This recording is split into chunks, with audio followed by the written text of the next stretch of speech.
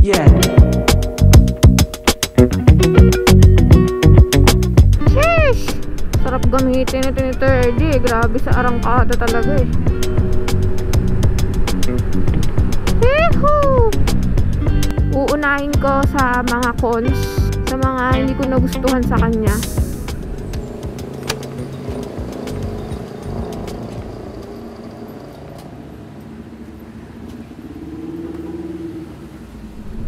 So, yan, as you can see nga, gamit na natin si 30, ang ating bagong Yamaha Fazio 2023 model. Ayan, kakakuha ko lang sa kanya 3 days ago.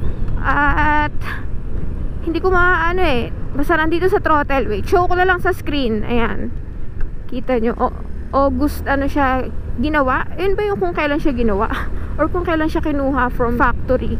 Ayun na nga, unahin ko muna kung nasaan si Dos, kasi for sure nagtataka kayo, nasaan na si Dos?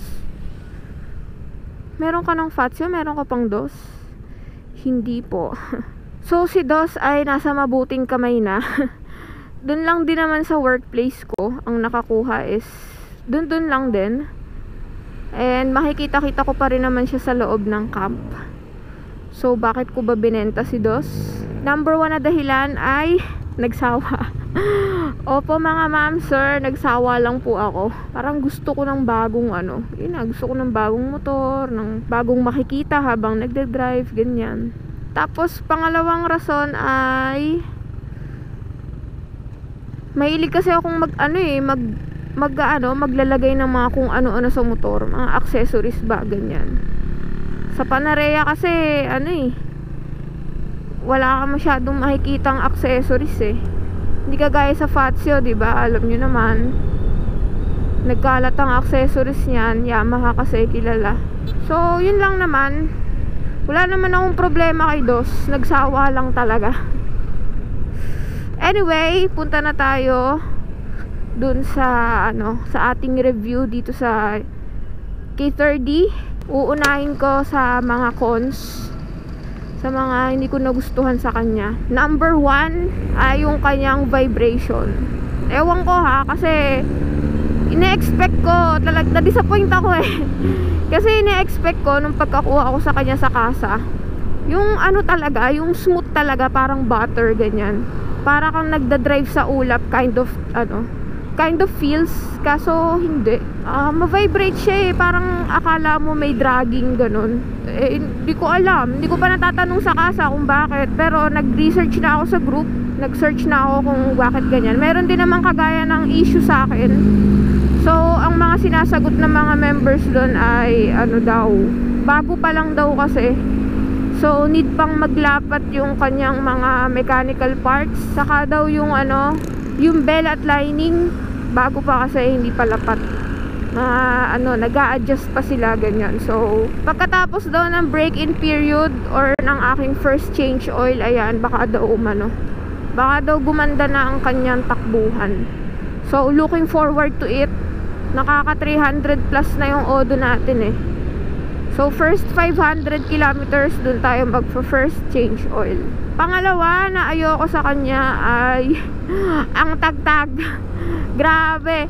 Akala ko nagjo-joke lang yung mga nagre-review na napanood ko sa YouTube, saka yung mga post sa groups na ang tagtag daw ng front shocks ng Fazio. Hindi sila nagkakamali. Totoo pala talaga. Matagtag yung front shocks niya. Alam niyo yung kahit small bumps lang, ramdam na ramdam mo talaga siya. Inano ko na rin to, binawasan ko na rin yung hangin niya. Wala, talaga yan, tagtag niya eh. Ipapaano ko to kay AV Moto, kasi sa kanto lang namin yon. Paparepack natin, papatone natin doon. Pangatlo na cons niya for me ay siguro yung busina. Grabe yung busina nito, parang laruan. Ang tahimik. Wait lang, try natin. Ayun o, ganon. Ang tahimik. So, kailangan nating palitan yan para sa ating safety, para marinig tayo ng mga motorista sa daan. Gusto ko yung kagaya lang din kay Dos, yung tunog nagbibinata. Ganon. So, pang-apat naman yung kanyang ilaw. So inaabot kasi tayo ng gabi sa daan kapag ka umuwi ng Laguna. So yun, na-try na nga rin natin siya sa gabi. Well, ano naman na yun, expected naman na yun sa mga stock na ilaw. Ganyan. So papalagyan din natin to ng MDL soon. So meron ba kayong marerecommend na shop? Kasi sabi sa kasa, once na nagalaw daw ang wirings nito, void na daw ang warranty. Pwede ba yun? Maglalagay ka MDL, di magagalaw wirings. Comment down below kung meron kayong marerekomenda. Panglima na nakikita kong cons dito ay yung mud flap. Manipis. Paano talaga madaling mapasok ng buhangin, ng putik pagka umuulan, ng tubig, ganyan. So balak ko rin palitan 'yan. Manipis masyado. Uy, may nakapatsyo pula oh. Pansin ko lang din pala sa Fatso community, pag may mga nakakasalubong ako sa daan, hindi masyadong namamansin. Hindi kagaya sa Panerea, pag kami nakasalubong ka sa daan, magninitian talaga kayo, saka magtitinginan pa eh. Ewan ko ba sa Fatso, bakit ganon? Ba't hindi kayo namamansin?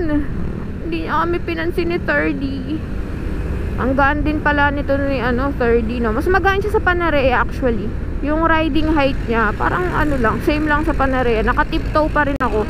Wide ng nito, ng upuan. So, nakabuka ka ako. Kaya naka-tiptoe. Tapos na tayo sa mga ayoko. Medyo minimal lang naman yung mga ayoko. Pwede namang pwede namang magawa ng paraan. Yun nga lang yung vibration. Sana talaga pagka 500 kilometers na siya, pag naka-change oil na mawala. Hoping na mawala kasi medyo annoying. Maarte pa naman ako sa motor. So punta naman tayo sa ating mga nagustuhan. Yan, sa pros. Hanap muna ako ng pwesto. So we'll see you guys in a bit. So ayun na nga guys, Meet 30, ang aking pangatlong motor na Yamaha Fatso 125cc 2023 model. So, yung mga nabanggit ko kanina, di ba, puro cons. Ngayon naman, yung mga gusto ko sa kanya. Wait lang, makikita nyo kasi bagong-bago pa talaga siya, di ba? May plastic pa.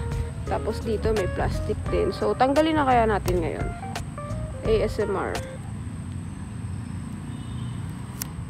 Wow. Itong upuan, tanggalin na rin natin. After 3 days, matatanggal ko na siya. Wait lang, saan ko ba papatong to? Dito ka muna, malinis naman.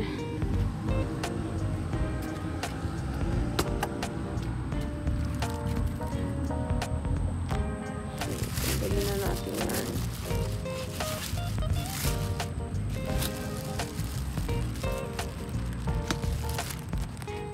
Yun.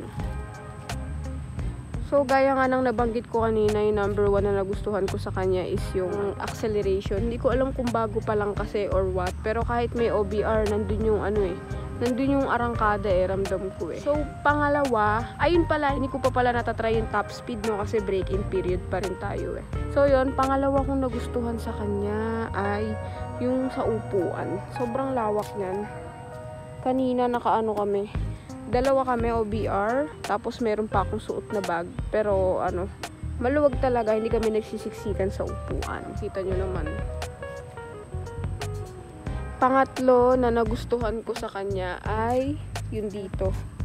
Sa legroom, malawak. Siguro kasi maliit lang din ako. So, ayan. So, ang height ko ay 5'1". So, syempre, sobrang lawak. Ayan. Tapos, ang ganda nung banda dito eh. Favorite ko rin yung banda dito niya. Tapos, dalawa pa yung ganto. Isa dito. Tapos, meron pa dito. Diba, sulit. Hindi lang siya basta kawitan. May ganto pa. Parang may lock. Kaya, secure na secure talaga yung mga ilalagay yung plastic dyan o kung ano man. Pang-apat na nagustuhan ko ay ito. May ganyan. May compartment siyang ganyan. So, pwede mo ilagay dito yung phone mo, hindi siya mababasa. Tapos yan, may built-in na rin siya, charger, USB something. Pero bibili pa kayo nung sinasalpak na USB. Ganyan. Push nyo lang. Pak. Push. pang-anim na gusto ko or pang-pito na. Hindi ko matandaan eh. Itong kanyang U-box, sobrang lawak, grabe. Nung sa Panarea ko, itong mga laman na to, ito rin yung laman sa Panarea ko dati, siksikan na. Ngayon, ang dami pong pwedeng ilagay. Ang luwag pa dito banda. Hindi ko lang alam kung kasya ang isang full face helmet, pero parang hindi yata. Half face lang yata ang kasya sa kanya. So, yan, basta maluwag. Ang dami ka pang pwedeng ilagay dyan. Pag sa angulo naman, ito pinaka gusto ko. Yan. Yung part na to. Ang pogi, tignan nyo. Kinuha ko rin pala kay Dos to. Itong Lego. Ayan. Sira na nga eh. Ayan, hindi na mahalata. Okay lang yan. Kinuha ko kay Dos. Overall naman sa 3 days kong paggamit sa kanya, satisfied naman ako. So, hinihintay ko na lang talaga yung sa pagpapalit ko ng oil sa first change oil ko sa 500 kilometers kung mawawala yung kanyang vibrate. Ayan, kasi ngayon ramdam na ramdam ko pa rin talaga kapag ka magte-take off. Sana talaga mawala. Bala ko rin palang alisin to. Tapos eto, kabilaan yan eh. Ayan, saka eto. Bala kong alisin. Tapos lalagyan ko ng dito. Scoot skirt. Saka dito. Lalagyan ko rin ng mga sticker banda here. Soon, papalitan din pala natin to ng rear shock. Bukod sa pagpapatolo sa front shock, papalitan ko rin to ng, hindi ko sure kung YSS or Mutaru, pero mas budget friendly ang Mutaru eh. Maganda rin naman ang mga review sa kanya. So, in the future, papalitan natin yan.